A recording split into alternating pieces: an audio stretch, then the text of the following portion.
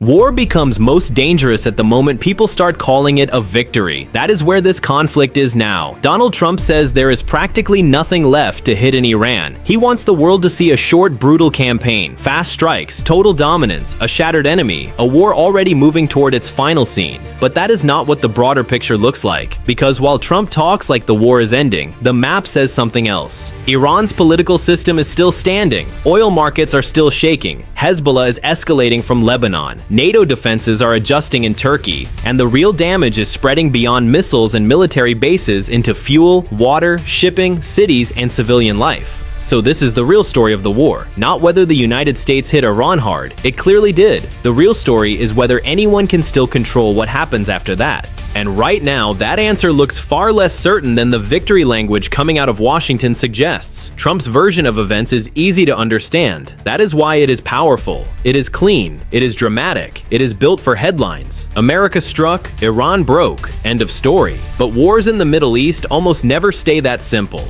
They spread. They mutate. They open new fronts. They create costs in places far away from the original strike zone. They turn military success into political instability, economic panic, and humanitarian fallout. And that is exactly what seems to be happening now. The first major contradiction is the one at the center of the whole conflict. Trump speaks like Iran is finished, while intelligence reporting suggests Iran is badly hurt, but not politically destroyed. That distinction matters more than any single airstrike. You can smash military targets, you can burn depots, you can destroy ships, you can cripple layers of air defense. But that does not automatically collapse a regime. It does not erase institutions. It does not instantly break the command structure of a state built for survival under pressure. And Iran, for all the punishment it has taken, still appears to be exactly that. A state under enormous pressure, but not yet a state that has lost its grip on power. That is why the rhetoric of easy victory is so dangerous, because it encourages the illusion that military force can close the story faster than politics can reopen it. It tells audiences the war is wrapping up just as the second-order consequences are beginning to spread, and those consequences are enormous. The clearest example is the Strait of Hormuz.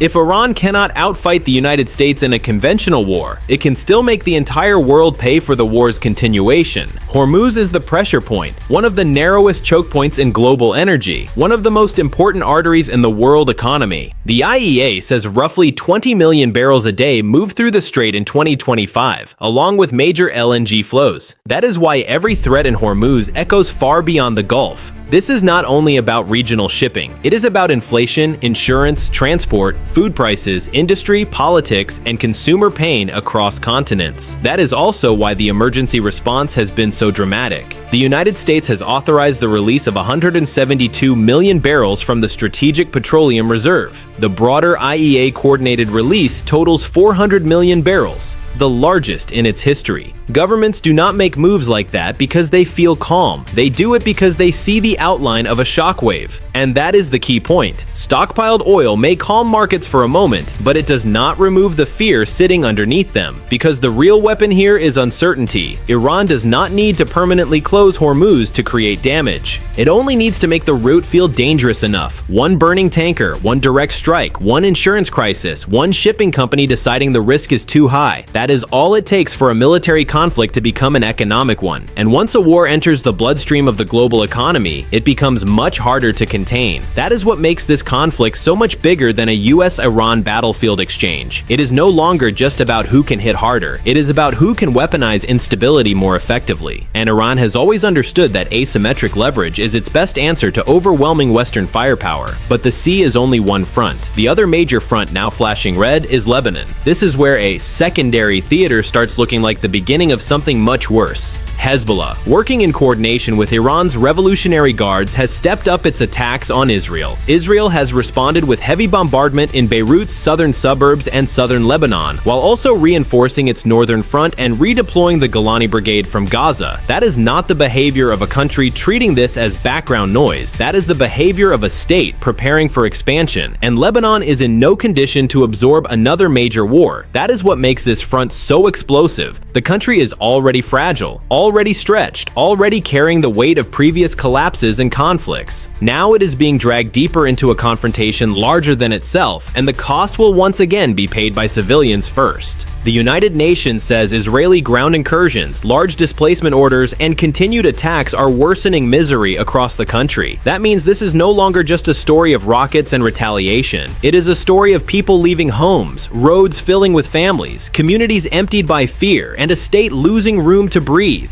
And there is another twist here, one that could matter more over time than any single barrage. Lebanon is no longer reacting to Hezbollah the way it once did. There is growing public backlash, even among people who once treated Hezbollah as an unquestioned shield. The AP reports rare criticism from within parts of the Shiite community and notes that the Lebanese government has taken the extraordinary step of declaring Hezbollah's military actions illegal. That does not mean Hezbollah is collapsing, but it does mean something important has changed. The old formula is under stress. The idea that war automatically produces unity is no longer guaranteed, and that matters because the longer Hezbollah is seen as fighting for Iran's regional position while Lebanon itself burns, the more politically costly this war becomes inside Lebanon. That is how conflicts evolve, not only through firepower, but through legitimacy, and legitimacy, once weakened, is hard to rebuild. The same widening effect is visible in the war's environmental and infrastructure consequences. This is where the conflict becomes even darker, because the most terrifying damage in modern war is not always the explosion. Sometimes it is what comes after the explosion: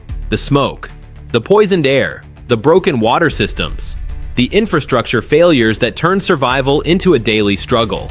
Current reporting has described black smoke and toxic pollution after fuel facilities in and around Tehran were hit. Experts have also warned about the vulnerability of desalination infrastructure across the Gulf, where entire populations depend on those systems for drinking water and basic urban life. In that environment, war does not only destroy what armies use, it threatens what societies need to stay alive.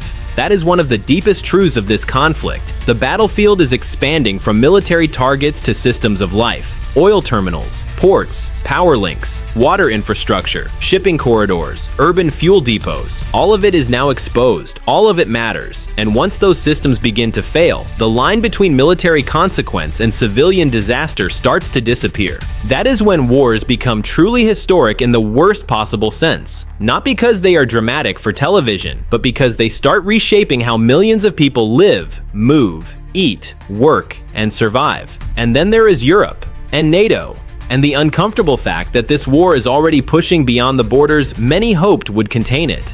The United States has deployed a Patriot system to southeastern Turkey near the Kurachik NATO radar base after Iranian ballistic missiles were detected heading toward Turkish territory, according to Reuters reporting carried by Al Monitor. That is not a symbolic footnote. That is a strategic warning sign. The minute NATO air defense has to adjust to the trajectory of this war, the phrase regional conflict begins to sound less convincing. Europe is worried for another reason too, not just because of today's missiles, but because of tomorrow's Iran. A regime that survives a war like this may come out angrier, more isolated, more radical, and more committed to deterrence than before. European leaders have continued to frame the danger in terms of nuclear ambition and long-range missile capability. Their fear is not only that Iran might endure this war, their fear is that it might endure it in a more dangerous form. And that brings us back to the central question: can overwhelming force produce a stable ending, or is it only producing a larger chain reaction? Because that is what this conflict increasingly looks like. A chain reaction, a strike in Iran, a threat in Hormuz, a surge in oil prices, a new barrage from Hezbollah, a bombardment in Lebanon, a Patriot battery in Turkey, a wave of toxic smoke over a city, a market panic in another hemisphere. That is not a clean ending. That is escalation changing shape. So yes, Trump may be able to say the opening blows were decisive. He may be right that Iran has been hit with devastating force. But devastation is not the same thing as resolution. And in war, the difference between those two words can define an entire era. This is why the most important thing happening right now is not the declaration of victory, it is the widening of consequence. Iran is under extraordinary military pressure, but the regime is not clearly gone. The oil market has been shocked, not fully stabilized. Lebanon is moving closer to catastrophe. Infrastructure is becoming a target class of its own. NATO is adjusting. Europe is watching with growing alarm. And the longer all of that continues, the harder it becomes to argue that the war is ending in any meaningful sense. What may be ending is one phase. What may be beginning is a far more dangerous one. That is the real drama of this war. Not simply who struck harder, but whether anyone still controls the consequences after the shockwave has already begun.